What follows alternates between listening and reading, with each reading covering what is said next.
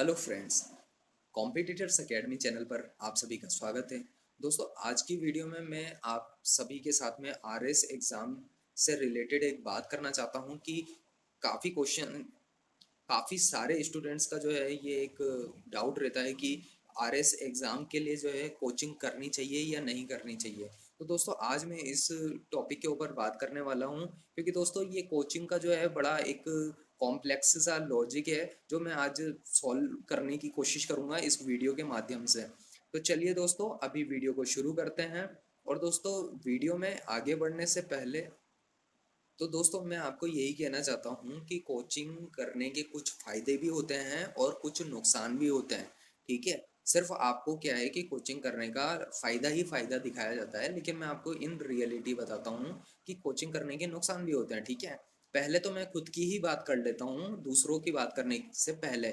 मैंने जो है आरएस एग्ज़ाम के लिए कभी भी जो है किसी भी तरीके की कोचिंग नहीं ज्वाइन की थी दोस्तों। और सिर्फ जो है मैंने मेंस एग्जाम की जो क्वेश्चन पेपर्स होते हैं आंसर राइटिंग करने के लिए टेस्ट सीरीज ज्वाइन की थी। ठीक है, लेकिन कभी भी किसी कोचिंग का जो है मेरे को एज अ सपोर्ट की ज़रूरत नहीं पड़ी थी। ठीक है, लेकिन उसके पीछे भी रीज़न था, क्योंकि मैंने आरएएस नहीं, मैंने यूपीएससी सिविल सर्विसेज एग्ज़ाम की ऑलरेडी दिल्ली में कोचिंग ले रखी थी। ठीक है, उससे क्या हुआ, उससे मेरा पूरा प्रॉपर माइंडसेट पहले से तैयार था यूपीएससी सिविल सर्विसेज एग्जाम के लिए। तो उसकी वजह से जो है उसका बेनिफिट मुझे कुछ ना कुछ हद तक आरएएस एग्जाम की प्रिपरेशन में मिला है। ठीक है, अब देखो दोस्तों, मैं आपको जो बताने वाला हूँ वो आरएएस के पॉइंट ऑफ व्यू से बताने वाला हूँ। अब देखो, होता क्या है कि जो आरएएस की एग्जाम की आप जब तैयारी करते हो तो कोचिंग ज्वाइन करने की वजह से सबसे जो मेन बात होती है वो है आपका मेंटल जो सेटिस्फेक्शन होता है वो फुलफिल हो जाता है। ठीक है, आपके दिमाग में जो चल रहा होता है कि यार कोचिंग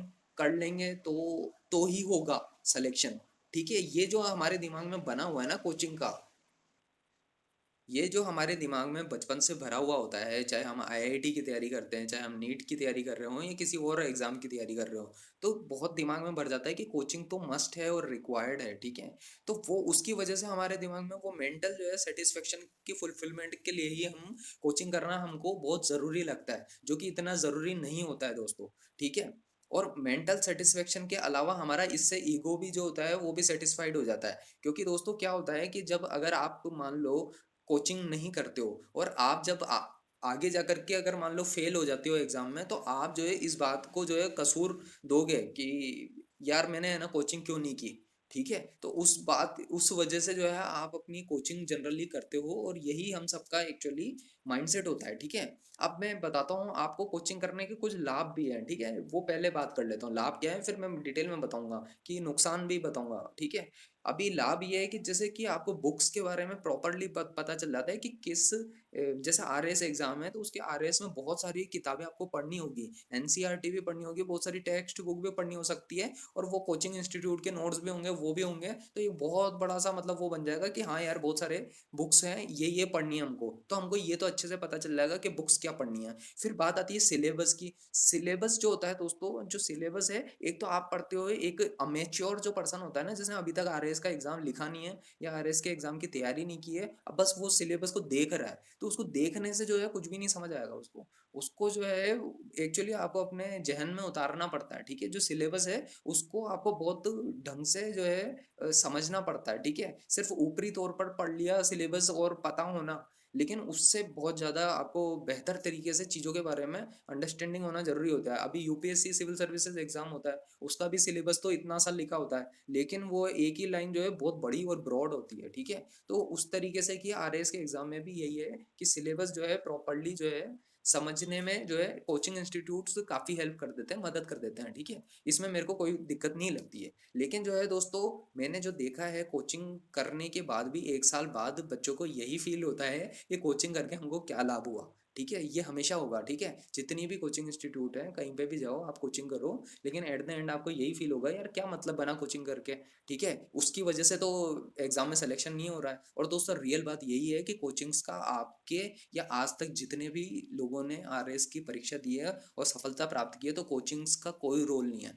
और ये मैं बिल्कुल क्लियर कहना चाहता हूँ, इनका कोई रोल नहीं है दोस्तों सिलेबस समझाने में और सिलेबस जो होता है ना वो समझने में इतना कोई मुश्किल भी नहीं होता है, लेकिन आप जो है वो मेंटली उसके लिए प्रिपेयर हो तो कोई दिक्कत नहीं होती है। या फिर जो है दोस्तों, मैं ये मानता हूँ कि इन कोचिंग से बेहतर है कि आपको अगर लाइफ का कोई रियल कोच मिल जाए। जिस तरीके से एक स्पोर्ट्स एथलीट होता है ना, वो उस उस स्पोर्ट्स प्लेयर के साथ में जैसे एक कोच जो है हमेशा होता है, आपने देखा होगा। अगर आपको लाइफ में रियल कोच मिल जाए, रियल कोच का मतलब मैं उस कोच से कह रहा हूँ जो सच में चाहता है कि आपका सिलेक्शन होना ही चाहिए, ठीक है। आरएस हो या यूपीएससी हो, उसी तरीके से वो उसके लिए भी कुछ ओलंपिक्स या कुछ ना कुछ होता होगा, गोल्ड मेडल लाना है उसको, एशियन जो भी टूर्नामेंट्स होते हैं उसमें। तो वो उन सब का जिस तरीके से गोल होता है, तो वो कोच का भी एक रियल में गोल होना चाहिए। तब तो वो कोच सही है और वो आपकी मदद कर सकता है। रादर देन दोस्तों, आप ये सोचो कि कोचिंग जो इंस्टीट्यूट चल रहे हैं आरएस के, जो जोधपुर में ये बड़े बड़े ठिकाने चल रहे हैं कोचिंग के, बड़े बड़े गढ़ बना के रखे हुए हैं, या जयपुर में भी ये माहौल है, इवन राजस्थान के और भी हिस्सों में है। तो वहाँ पे क्या आपको लगता है 500-500 बच्चों के बैच में हर एक बच्चे के ऊपर वो कोचिंग इंस्टीट्यूट वाले बड़ा ध्यान से और उसको बिल्कुल डीपली हर चीज़ समझा पाएंगे? नहीं समझा पाएंगे यार। वो बहुत कुछ बहुत बड़ा सब्जेक्ट है ये आरएस का एग्जाम। तो यूपीएससी सिविल सर्विसेज से भी बड़ा सिलेबस है इसका, तो ठीक है। इसमें हर एक चीज आपको जो है, इसका जो फॉर्मेट है उसके अकॉर्डिंग बड़ी बारीकी से पढ़नी पड़ती है, क्योंकि इसका सिलेबस एक तो वास्ट है और आपको याद रखना पड़ता है। यहाँ पे यहाँ कोई लॉजिकली आपको आंसर नहीं करना है, आपसे कोई लॉजिक्स नहीं पूछ रहा है, वो आपसे पूछ रहे हैं कि आपको जो बुक में लिखा हुआ है ना, एनसीईआरटी के बुक या जो इंपॉर्टेंट बुक्स हैं उनमें लिखा हुआ वही बात आपको लिखनी है, या पॉइंट टू पॉइंट बात लिखनी है। फोकट की इधर उधर की जो है तुक्केबाजी नहीं चलती है इस एग्जाम में, ठीक है। तो दोस्तों, मेन ये बात है कि कोचिंग जो है उसका कोई रोल नहीं है आपकी सफलता में, ठीक है। लेकिन हाँ ये है कि मार्गदर्शन जो बोलते हैं वो लोग हमेशा इसी बात के आपसे पैसे लेते हैं कि भाई मार्गदर्शन कर देंगे, मार्गदर्शन कर देंगे। हाँ ठीक है, जब 1 साल तक आप उनके पास में रहोगे तो ऑटोमेटिकली मार्गदर्शन हो ही जाएगा यार, ठीक है। जब दिन भर आकर के टीचर पढ़ाएगा तो आपको पता तो लगने लगेगा ही सही। लेकिन दोस्तों, जो वो प्रोसेस होता है ना, जब आप पूरे 1 साल वहाँ कोचिंग में रहते हो, तो उसके बाद में जो है आपका ऑटोमेटिकली माइंड डेवलप होने लग जाता है। एक एक्सेप्टेंस की फीलिंग आने लग जाती है कि किस तरीके से हमको किस चीज को कैसे पढ़ना है, ठीक है। और स्ट्रेटेजी कभी भी कोई कोचिंग इंस्टीट्यूट वाला नहीं दे सकता है, ठीक है। वो आपकी वक्त के साथ धीरे धीरे धीरे जैसे आप मेहनत करते जाते हो और जितनी प्रगाढ़ मेहनत करते हो उतना बेहतर से और बहुत क्लियरिटी के साथ में आपकी स्ट्रेटजी बन के आ जाती है। वो आपके माइंड खुद प्रिपेयर कर लेता है स्ट्रेटजी को, ठीक है। उसमें किसी कोचिंग इंस्टीट्यूट का रोल नहीं है, ठीक है। दोस्तों, मैंने खुद ने जो है आरएस एग्जाम के पेपर 1, जो मेंस एग्जाम की बात कर रहा हूँ मैं, उसके पेपर 1, 2 और 3 और 4 की वीडियोस बनाई थी। उसको बहुत डिटेल में एक्सप्लेन किया था। एक्चुअली उसमें जो स्ट्रेटजी मैंने बताई है, जिस तरह से मैंने पढ़ाई की थी, उसको मैंने जो है उन वीडियोस में डाल दिया था। आप उन वीडियोस को जाके ज़रूर देख लेना, मेरी आपसे रिक्वेस्ट है। क्योंकि अगर आप वो देख लोगे तो आपको पूरा कच्चा चिट्टा समझ आ जाएगा कि इस आरएस के जो first second third fourth paper हैं ये मेंस के, ये कैसे क्रैक करने हैं, ठीक है। इसके अलावा जो है जो जो प्रीलिम्स है उसके ऊपर भी मैंने वीडियो बना रखी है दोस्तों, कि किस तरह से जो है उसकी तैयारी करनी होती है, ठीक है। जबकि इतना आरएस का प्रीलिम्स उतना टफ नहीं होता है, लेकिन यह है कि सबका अपना अपना वो वे होता है। हर एक एग्जाम की तैयारी अलग अलग तरीके से होती है। प्रीलिम्स थोड़ा सा अलग टाइप का होता है, मेंस थोड़ा अलग टाइप का होता है, ठीक है। मेंस में बहुत क्लैरिटी होनी चाहिए, बहुत पक्के से याद होना चाहिए, जो चीज़ें आपसे पूछी जाती है वही आंसर करनी होती है, उतने ही वर्ड्स में आंसर करनी होती है, तभी आप जो है एक बिल्कुल परफेक्ट आंसर कह सकते हो उसको, ठीक है। और तभी आप इंश्योर कर सकते हो कि आपके जो मार्क्स हैं वो अच्छे आएंगे पेपर में ओवरऑल। बाकी दोस्तों, मैं आपको यही कहना चाहता हूँ, अगर आपको लगता है आपके पास बहुत पैसे हैं और आप कोचिंग कर सकते हो तो कर लो, क्योंकि तुम अपना मेंटल सेटिस्फेक्शन करने के लिए तो करोगे ही सही। जबकि ये, क्योंकि ये एक एक्सेप्टेंस नहीं आता अंदर से, क्या हम सब कुछ पढ़ पाएंगे, क्या कैसे कर पाएंगे। ऐसा कुछ नहीं होता है यार, कुछ मुश्किल टफ नहीं चीज़ें होती है, ये बिल्कुल नॉर्मल सी चीज़ें होती हैं जिनको पढ़ने में अगर आपको मज़ा आता है ना, हिस्ट्री हुआ या जो भी दूसरे सब्जेक्ट्स है, पॉलिटी, इकोनॉमिक्स, अगर इनको पढ़ने में मज़ा आता है ना, तो ये बहुत आसान लगते हैं। लेकिन अगर यही अगर पढ़ने में आपको टफ लग रहे हैं ना, तो फिर तब तो ये है कि कोचिंग कर लो यार। या फिर आपको एक सेंस ऑफ फियरनेस रहती है कि यार नहीं किया तो क्या होगा, तो कर लो कोचिंग, ठीक है। और तुम्हारे पेरेंट्स के पास अच्छा पैसा हो तो और अच्छे से कोचिंग करो। लेकिन ये है कि अगर पैसों की कमी है तो एक बात कहना चाहता हूँ, यूट्यूब पे इतना कुछ अवेलेबल है किसी भी टॉपिक को बस आप उसकी लाइन है ना सर्च करके डाल दोगे ना, सिलेबस की लाइन को, तो वैसी की वैसी पे बेस्ड है ना आपको वीडियो मिल जाएगी। हर एक टॉपिक की लाइन डाल दो सिलेबस की और उसको सर्च करो, उसको पढ़ लो, उसके नोट्स बना लो, छोटे छोटे से नोट्स बना लो, और अपने नोट्स खुद के होने चाहिए, और बार बार 10 किताबें मत बदला करो। ये कुछ गलतियां हैं जो हम लोग करते हैं अक्सर इन एग्जाम्स की प्रिपरेशन में। एक किताब के बाद दूसरी किताब उठा रहे हैं, तीसरी उठा रहे हैं, ऐसे मत करो यार। और जो भी है ढंग से एक बारी में प्रिसाइज कर लो, अपनी बुक लिस्ट को सही से बना लो। होता क्या है यार, कुछ बुक्स हैं, कुछ किताबें हो जाने के बाद में सिलेबस है, और कुछ प्रीवियस ईयर के क्वेश्चन पेपर्स हैं, इन्हीं के तो कॉकटेल से ये एग्जाम का सॉल्यूशन निकल रहा है।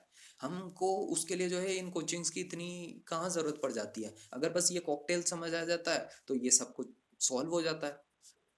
बाकी दोस्तों, अगर आपको तब भी लगता है कि अभी भी आपको जो है चाहिए, कि अगर मेरी पर्सनल एडवाइस चाहिए आपको, जो कि मैं ऑलरेडी दे चुका हूँ, बट इसको डिटेल में और समझना चाहते हो, तो दोस्तों मेरा पेट्रियन करके एक crowd funding social media platform है, जिससे आप मुझसे जो है कनेक्ट हो सकते हो। वहाँ पे मुझसे जो है फेस टू फेस आप वीडियो कॉन्फ्रेंसिंग के थ्रू बातचीत कर सकते हो, ठीक है। तो दोस्तों अगर आपको लगे तो आप ज्वाइन कर सकते हो, उसका लिंक मैं आपको डिस्क्रिप्शन बॉक्स में दे दूंगा। बाकी दोस्तों ये है कि जो भी एडवाइस दी गई है, ये मेरी तरफ से जो है बिल्कुल ओपन एडवाइस दी गई है।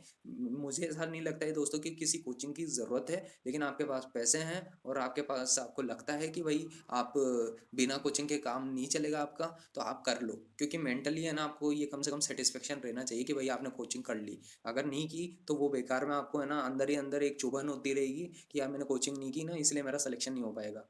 तो एक वो डर बना रहेगा, तो वो डर को ख़त्म करने के लिए जनरली सभी लोग जो है कोचिंग करते हैं। बाकी और कोई रीज़न नहीं होता है ऐसा, कुछ कोचिंग में वो बहुत महान नहीं करने वाले हैं। उनके पेपर्स, तुम पेपर्स देखना, पेपर उठाना और कोचिंग इंस्टीट्यूट्स के नोट्स उठाना, तुमको पता चल जाएगा कि सिविल सर्विसेज एग्जाम में तो 20% भी नहीं आता कोचिंग के नोट्स से। और तुम ये आर एस की अगर बात करोगे, तो आर एस के एग्जाम में भी ऐसा कोई बिल्कुल पिन लाइन टू लाइन है ना आपको मिल जाए, ऐसा भी नहीं होता है, ठीक है। मिल जाता है लेकिन इतना भी नहीं मिलता है कि है ना तुम जो है आर एस के मेंस एग्जाम में जो है बिल्कुल सब कुछ मिल जाए आपको, जैसा कोचिंग के नोट्स में बताया जाता है। तो वो कोचिंग के नोट्स जो होता है ना, वो तो क्या है, नेक्स्ट बैच के लिए सब कुछ पहले से ही ऐड ऑन कर देते हैं। तो वो बताते हैं कि भाई ये तो सब हमारे नोट्स में से आया था, ऐसा कुछ होता नहीं है, ठीक है। आपको ये चीज़ें नहीं पता है कि आपको एक रिसर्चर की तरह पढ़ाई करनी पड़ती है, ठीक है। ये जो आर एस या यूपीएससी सिविल सर्विसेज एग्जाम है, इनकी तैयारी बड़ी रिसर्चर की तरह होती है। एक जो साइंटिस्ट होता है ना, वो अपनी ज़िंदगी, अपनी जान को, सब कुछ, अपना पूरा ज़िंदगी का सारा वक्त जो है झोंक करके जो है एक साइंटिस्ट एक रिसर्च करता है, ठीक है। उसमें कितनी मेहनत लगती है, ठीक है। उसी तरीके से ये जो एग्ज़ाम है, ये एक अलग टाइप के एग्ज़ाम है। ये कोई BCD लेवल के जो एग्ज़ाम होते हैं वैसे एग्ज़ाम नहीं है, ठीक है, जहाँ पे बस सब कुछ देखा दिखाया मिल गया। यहाँ पे आपको एक्स्ट्रा एफर्ट लगाने पड़ते हैं, आपको एक रिसर्चर की आंखों से उस तरीके से पढ़ाई करनी पड़ती है हर चीज़ को, ठीक है। बहुत ज़्यादा इतना भी गहरा नहीं ले जाना चाहता, लेकिन मैं डराना नहीं चाहता हूँ आपको। बट रियली बात ये है कि आप जब अपनी पढ़ाई करते हो ना, तो इस तरीके से सोच के करते हो कि भाई ये आरपीएस से क्वेश्चन कैसे बनाने वाली है, किस तरीके के क्वेश्चन पूछे जा सकते हैं, किस किस ऐसे कैसे पढ़ाई की जाती है कि उसमें हम अपना दिमाग अप्लाई एक्चुअली इस तरीके से करते हैं कि इस तरीके का क्वेश्चन की फॉर्मेशन हो सकती है इस एरिया से, इस सेगमेंट से। और इस तरीके से जो है एक मैनेजमेंट होता है, ये मैनेजमेंट है कि जितना भी सिलेबस है उसमें से कितना पोर्शन हमको करके जाना है, क्या हमको कुछ छोड़ के जाना है, या हमको बिल्कुल भी छोड़ के कुछ भी नहीं जाना है। और हमको जो है हमारे स्ट्रॉन्ग एरिया कौन से हैं, हमारे वीक एरियाज कौन से हैं, हमको टाइम का कैसे मैनेजमेंट करना है, ये सारा कुछ खेल जो है ना, ये टाइम मैनेजमेंट इस तरीके से चलता रहता है आखिर तक। और ऐसे ही करके आप प्रीलिम्स क्रैक करते हो, और फिर ऐसे ही करके आप मेंस क्रैक करते हो, और फिर इसी तरह से इंटरव्यू की प्रोसेस तक पहुंचते हो आप, ठीक है। इसमें जो सबसे गंदी चीज़ होती है राजस्थान में स्पेशली, वो यही है दोस्तों, जो एग्जाम का पोस्टपोनमेंट होता है बार बार। 4-5 महीने हुए फिर पोस्टपोन कर देना, फिर पोस्टपोन कर देना, ये जो है थोड़ा सा हाँ ये एक परीक्षा है, ये परीक्षा है, इसको भी परीक्षा मानो। यूपीएससी जो जो काम 1 साल में हर साल एग्जाम कंडक्ट कराने का करती है, वहीं ये आरएस जो है वो 4-5 साल लगा देता है आपकी ज्वाइनिंग लेटर आने तक और ज्वाइनिंग मिलने तक, ठीक है। तो ये सब तो चैलेंजेस हैं, हर एग्जाम के अपने अपने चैलेंजेस होते हैं। मैं जो भी बात बोलता हूँ इस प्लेटफॉर्म पे, वो सब बिल्कुल ट्रूथ पे बेस्ड है। कुछ भी मिलावट या ऐसी बेकार की बात नहीं करना चाहता हूँ मैं, क्योंकि यार स्टूडेंट्स को पता चलना चाहिए कि रियल में एक, और मैं एवरेज स्टूडेंट के पॉइंट ऑफ व्यू से ज़्यादा बात करना पसंद करता हूँ, क्योंकि देखो यार एक टॉपर स्टूडेंट जो होगा, वो तो यार बिना किसी कोचिंग के, बिना किसी एफर्ट के, मतलब वो तो कर ही जाएगा यार, उसका माइंडसेट ही वैसा है। लेकिन जो जनरल जो अपने जो जनरली जो स्टूडेंट्स होते हैं वो जो है एवरेज टाइप के स्टूडेंट्स होते हैं, ठीक है। तो उनके लिए जो है उनको कैसे एग्ज़ाम क्रैक कराना है, सबसे मेन बात तो ये है। चैलेंज तो यहाँ पे है ना कि एक एवरेज स्टूडेंट है, एक नॉर्मल स्टूडेंट है, और वो बिल्कुल एक्स्ट्रा ऑर्डिनरी काम कर गया। ये सबसे बड़ी इंपॉर्टेंट और चैलेंजिंग चीज़ है। तो ये मुझे लगता है कि ये होना चाहिए। और ऐसा नहीं है कि एवरेज स्टूडेंट्स कर नहीं सकते हैं, वो बिल्कुल कर सकते होते हैं। और वो काफ़ी अच्छे मेहनती भी होते हैं। बस ये है कहीं न कहीं कोई ना कोई गलती कर रहे होते हैं। एक्यूरेसी की प्रॉब्लम आ गई, कहीं किसी चीज़ की प्रॉब्लम आ गई, कहीं किसी चीज़ की प्रॉब्लम आ गई। तो ये सब इश्यूज़ हैं, चलते रहते हैं। तो चलिए दोस्तों, अभी इस वीडियो को तो मैं एंड करता हूँ। और वीडियो को अगर आपने अंत तक सुना तो उसके लिए दोस्तों बहुत-बहुत धन्यवाद।